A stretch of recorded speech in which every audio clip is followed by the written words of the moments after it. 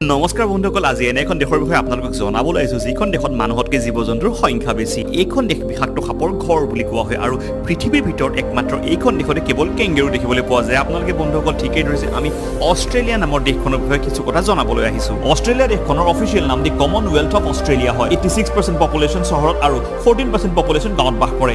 এই দেশখনক বিচৰ দেশ বুলি কোৱা হয়, কাৰণ আপুনি যদি অষ্ট্ৰেলিয়াৰ প্ৰত্যেকখন বিচলৈ যায় তেন্তে আপোনাক মুঠতে 27 বছৰ সময় লাগিব। এতিয়া আপুনি চিন্তা কৰি কৰক, অষ্ট্ৰেলিয়াত মুঠতে কেইখন বিচ আছে? অষ্ট্ৰেলিয়াত এবছৰত 1.35 ট্ৰিলিয়ন ৱাইনৰ বটল প্ৰডিউচ কৰে।